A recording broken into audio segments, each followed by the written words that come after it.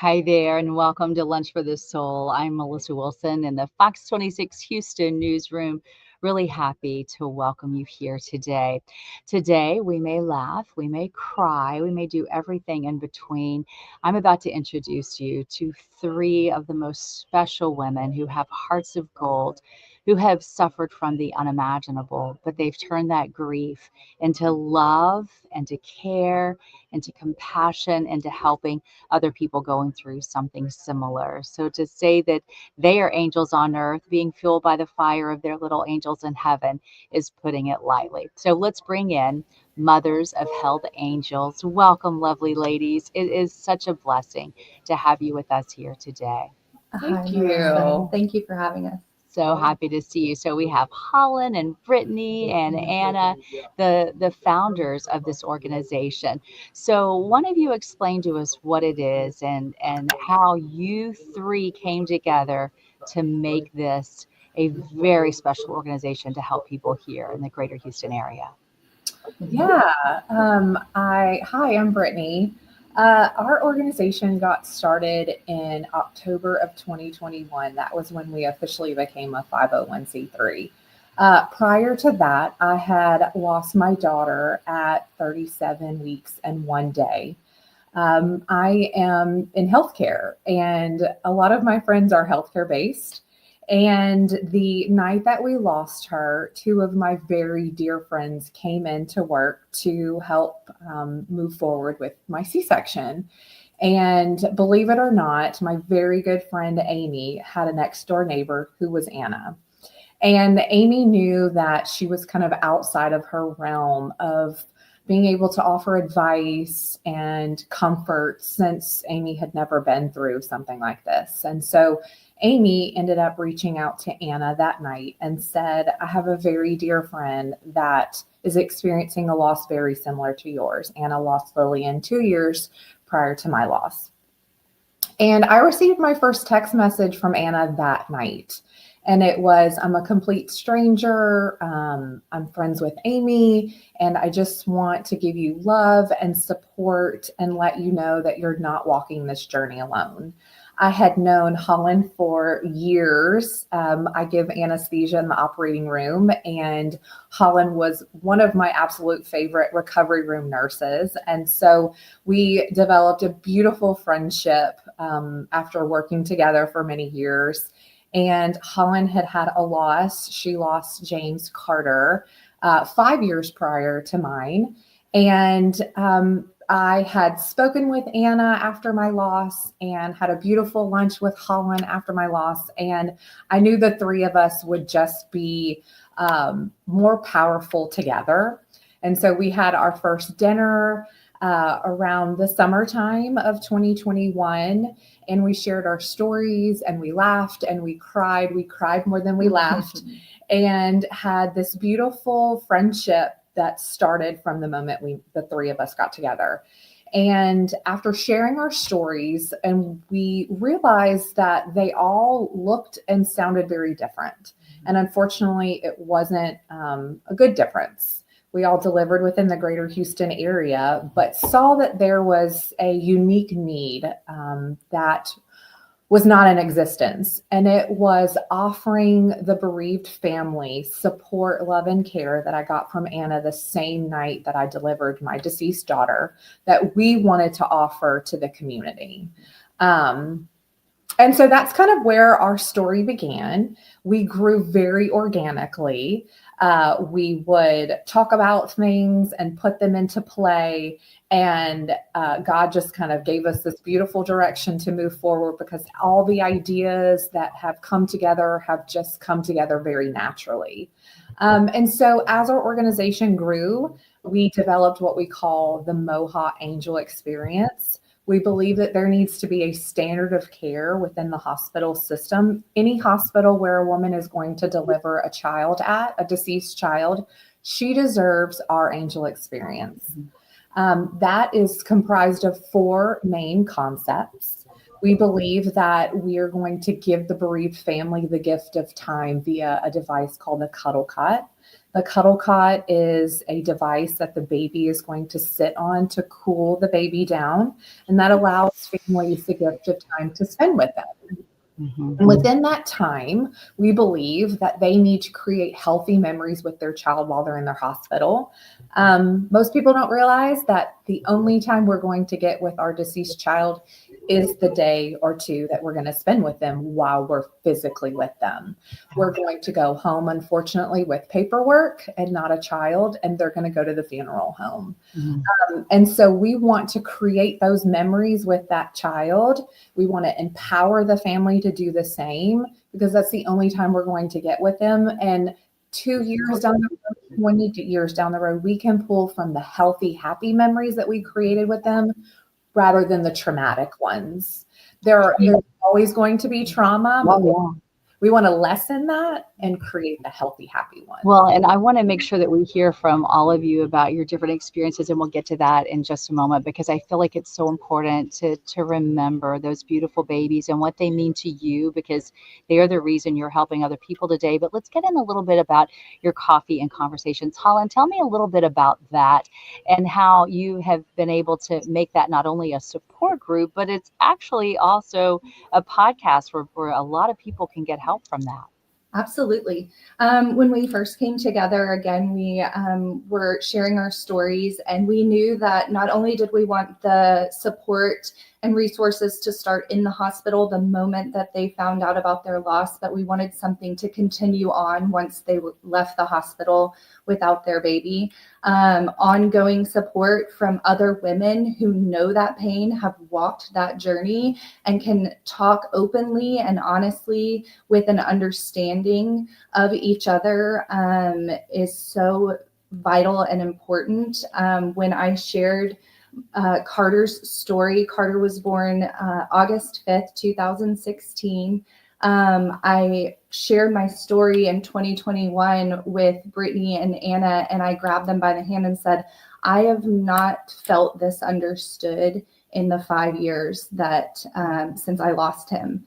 And so we knew it would be important to have something ongoing for our moms in the area who would like to get together and share those intimate thoughts that they feel people who haven't gone through loss understand. So we meet the third Thursday of every month at a local coffee shop that is actually closed to the public at the time. It's only open to us, and we go around the room, share our highs and lows and the things that we are facing as moms of loss. And I tell the women every month that I live for that night. It's kind of like a lost mom's night out, if you will. We cry, we laugh. Sometimes we have different projects that we work on with our hands. And we wanted to also provide support outside of the Houston area. So we created, actually a friend of ours helped us get started with a podcast. The first season of the podcast is very raw. It is us talking directly to those families who are walking this journey and just now finding out about their loss. We call it our Day of Loss resources, so that they can listen to it and they can hear, here are the things that we did in the hospital with our baby. It's almost a guide map, if you will, of your days in the hospital with your deceased child. And then we share our own stories so that those families can relate to what they're going through and know that they're not alone. And then as the seasons go on, we've completed 3 seasons. And as the seasons go on, we talk with experts, if you will, about grief and loss and what life after loss looks like and how to navigate those journeys. It includes details like when you get pregnant after loss, what that pregnancy looks like. It is, you have a lot of grief and fear wrapped up with a lot of joy and happiness. And it's hard to decipher and pull those emotions apart and understand that you can feel both of those things at the same time. Oh, it is so important to realize that. And you ladies are so amazing to be able to lead people to realize that. Anna, let's talk to you about how faith has gotten you all through this. How does that play a role in your day-to-day life and just working through the pain that I would feel every day there's a little bit of your heart that hurts because of your loss? Oh, absolutely. I think that our organization was founded on our Christian principles to be from as a base value for how we run our organization. But um, I can definitely tell you that there is not a day that has gone by in the past 6 years that I don't think of how Lillian is in heaven. I think of Lillian every single day since I've lost her. And I think about how that has evolved from the moment I found out that she passed away to now. There's a strength that can come from this loss that your unborn baby can give you from heaven.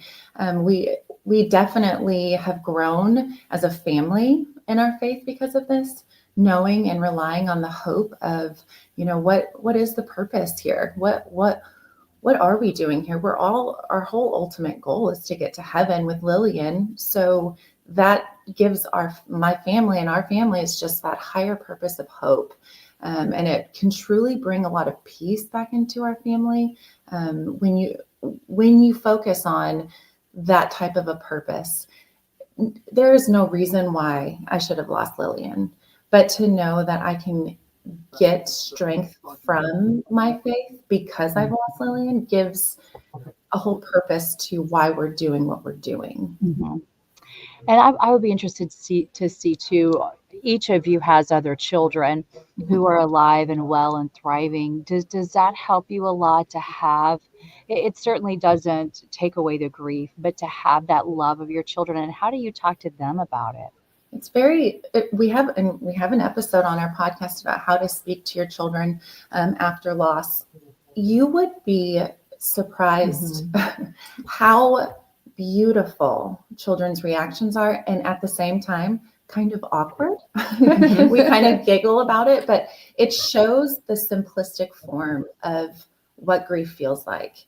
You dip in and out of very low moments, and your children will talk about what they miss about their sibling. My daughters talk about what it would have been like to play Barbies with Lillian, and it's a gut-wrenching moment for me. But at the same time, they're just explaining their missed memories with their sister, and then they hop up and they go play Barbies together, and they don't think about it again. So I think it's an amazing experience for our children to dip into this world and to start to live through how to be really aware of grief around you and how to cope with that and how to live strongly through it. And I mean, I think not one of us has not experienced, or we've all experienced that super passionate, empathetic hug from one of our living children that has shown God's love to us in a way that I don't think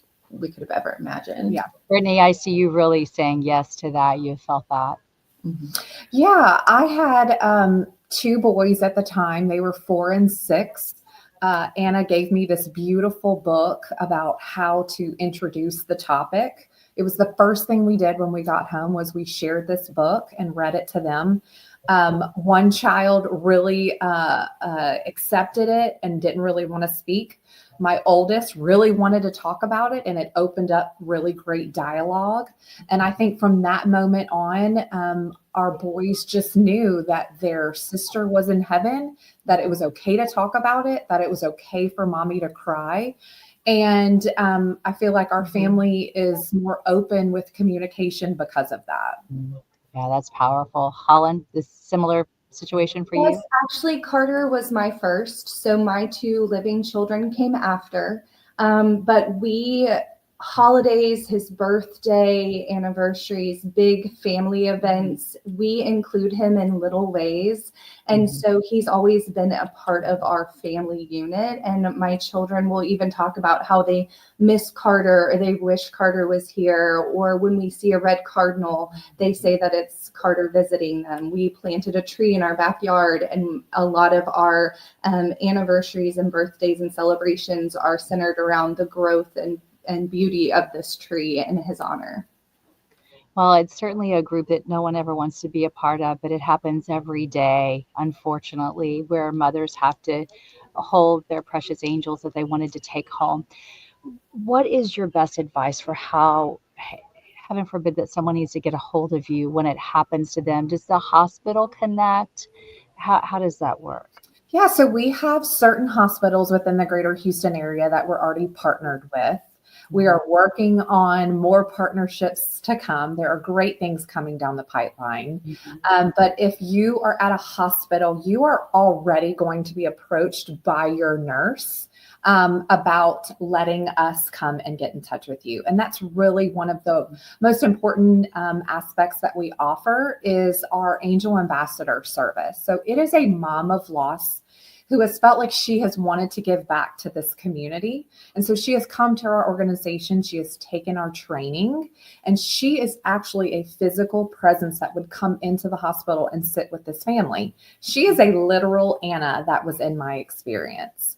So she is going to walk you through what to expect. She's going to normalize what you're going through. There is unfortunately no guidebook per se about what to say and what to do, but we're going to show you via our Angel Ambassador experience that we can help you walk this journey and bring parts of the happiness back to it. As strange as that sounds, that you can create these beautiful memories with your child, and we'll show you how, and we'll normalize that. And I see all these volunteers. Do you need more people to help you with this mission? We are always in need of volunteers. Yes, Yeah. we have such wonderful outpouring love and support from our community. That is one thing that we all agree that if we ask for help, they come running, which is such a beautiful testament to the people that are involved in our organization. But where we always need help is with our gala that's coming up in May.